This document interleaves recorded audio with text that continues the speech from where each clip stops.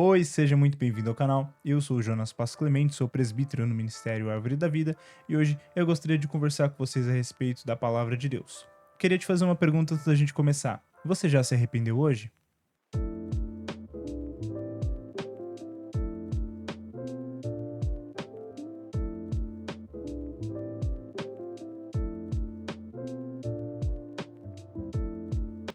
Seja muito bem-vindo ao Encontro nas Praças. Hoje a gente vai falar um pouquinho sobre Mateus, a partir de Mateus 3, com o tema Arrependimento é sinônimo de vida. Então vamos lá. A palavra vai nos dizer, em Mateus 3, do 1 ao 2, da seguinte forma. E naqueles dias apareceu João Batista pregando no deserto da Judéia, dizendo: Arrependei-vos, porque é chegado o reino dos céus. O arrependimento ele não é ruim, ele é um sinônimo de vida. Embora a gente às vezes associe essa palavra de se arrepender ou de é necessário que você se arrependa como algo triste ou algo de motivo de ter vergonha, mas o arrependimento em Cristo Jesus, ele gera liberdade. Se arrepender implica em parar de praticar uma ação específica que você está fazendo que não deveria estar fazendo. E não somente chorar ou ficar muito triste com o que a gente fez. Nós temos um conceito de que aquela pessoa que chora, se derrama, tem aquele choro sentido, ela está se arrependendo do que ela está fazendo, do pecado que ela cometeu, mas não é isso que acontece na realidade. O arrependimento ele não só produz lágrimas, ou nem produz lágrimas às vezes, ele produz uma mudança de conduta de vida, e é isso que Deus espera de mim e de você.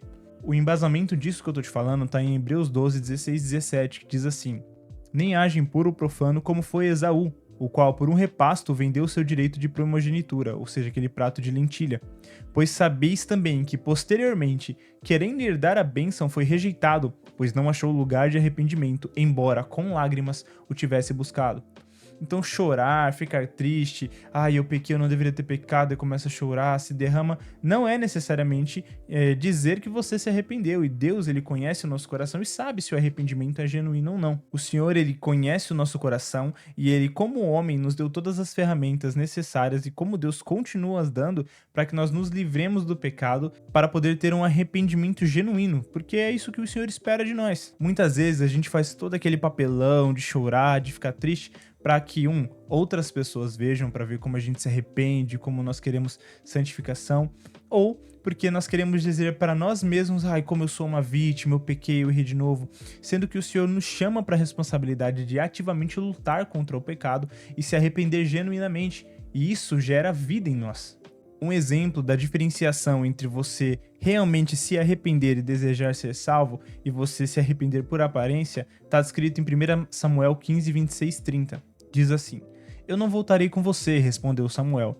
Você rejeitou as ordens de Deus, o Senhor, e por isso ele também o rejeitou como rei de Israel. Ele falando isso a Saul. Então Samuel virou-se para sair, mas Saul segurou pela barra da capa e ela se rasgou. E Samuel disse: Hoje Deus rasgou das suas mãos o reino de Israel e o deu a alguém que é melhor do que você, falando sobre Davi. O glorioso Deus de Israel não mente, nem muda de ideia. Ele não é um ser humano e por isso não se arrepende. E aí a gente passa para Saul. Eu pequei, repetiu Saul, mas pelo menos me respeite na frente dos líderes de todo o povo de Israel. Volte comigo para que eu possa adorar o Senhor, seu Deus. Então a gente consegue ver que quando Saul ele desobedece ao Senhor, porque o Senhor já tinha determinado certos parâmetros que ele devia seguir quando ele destruísse um povo, e ele não segue tudo a pé da letra por medo do povo, quer dizer, uma desculpa que ele deu, né, dizendo que era culpa do povo, mas porque o seu coração não era genuinamente inclinado ao Senhor, ele acaba sendo destituído do cargo de rei e é prometido Davi. Mas a diferença que você vê entre esse pecado de Saul, porque mas Saul errou dessa forma e Deus já cortou ele fora, já colocou outra pessoa, e aí você vai ver Davi, que é um adúltero que matou Urias e que acaba sendo perdoado por Deus, utilizado, conhecido como homem segundo o seu coração, mas a diferença entre um e outro é o que a gente vê descrito aqui nessa palavra. Embora ele tenha pecado, a principal preocupação dele era, na frente dos líderes religiosos do povo de Israel, ainda ser tido como rei. Enquanto que quando Davi peca, ele se arrepende dizendo que poderia abrir mão de tudo, mas não da presença do Senhor, porque o Senhor conhece o nosso coração. E como eu falei, Saul pode até ter aparência de arrependimento, mas o seu coração não tinha arrependimento mesmo, diferente do que foi com Davi. E o arrependimento, quando é de acordo com o que Deus quer, ele produz vida, ele produz santidade. Eu vou te dar um exemplo do arrependimento genuíno. Você pode estar aí e assistir, por exemplo, pornografia e você é casado. Se você continua assistindo pornografia, mesmo que você se sinta mal com isso, mesmo que tenha brigas com a sua esposa, você chore, você não tá se arrependendo de verdade, você tá fazendo uma cena para se mostrar como vítima daquilo que tá te aprisionando. Mas nós já temos a liberdade em Cristo Jesus, basta nós agirmos em arrependimento. O arrependimento se traduz como ação, não somente como sentimento. Você pode furtar no seu trabalho, você pode brigar no trânsito. Todas essas coisas demonstram que se você fizer uma vez e permanecer fazendo, você não está genuinamente se arrependendo. E tem diversos temas, tópicos que você pode abordar isso, mas o interessante é que tanto a pregação de João quanto a pregação de Jesus chamam o arrependimento para que produza vida. E aí eu te faço essa pergunta. Brigar no trânsito, colocar sua vida em risco, vale a pena ou é melhor você aplacar sua fúria? Furtar no seu trabalho, vale a pena para poder ganhar um dinheirinho a mais? Ou você se esforçar no seu trabalho e manter um emprego fixo com renda fixa é melhor?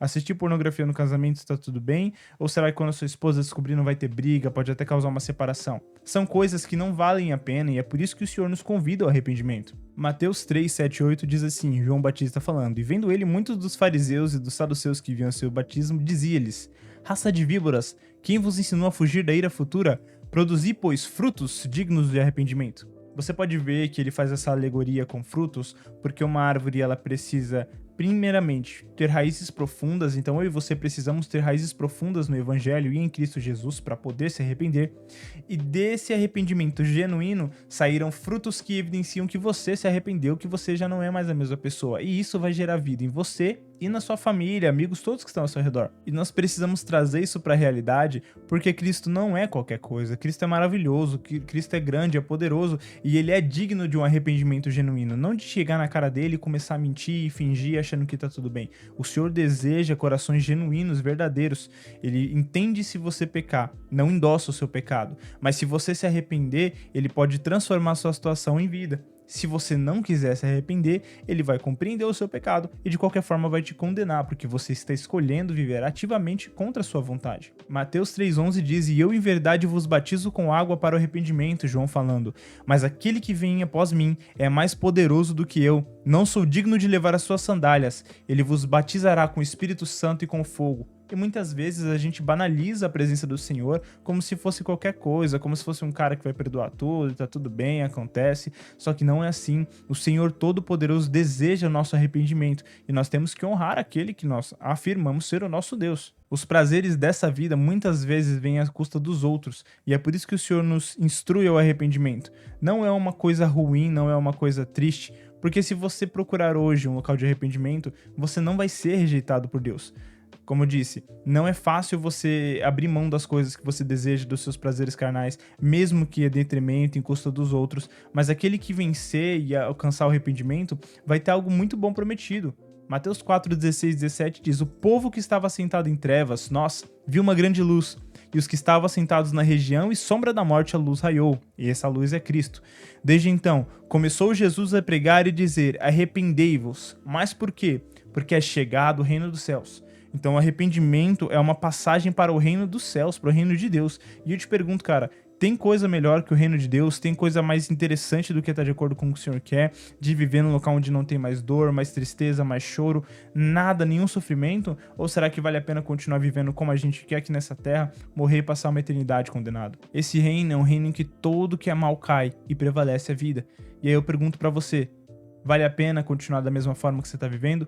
Ou você quer ter uma nova vida? Como eu te disse, o caminho é o arrependimento. Arrependimento é sinônimo de vida, é sinônimo de transformação, é sinal de coisas boas e conquistas nas nossas vidas. Não tenha vergonha de se arrepender diante do Senhor. Tenha vergonha de falar que se arrependeu e continuar a mesma coisa. Bom, obrigado por estar aqui comigo. Nós temos vídeos todas as quartas-feiras. Eu vou pedir para você não esquecer de curtir, compartilhar e se inscrever no canal para poder nos acompanhar. E principalmente, não deixe de aplicar essa palavra na sua vida. Esse foi o nosso vídeo de hoje e a gente se vê na próxima.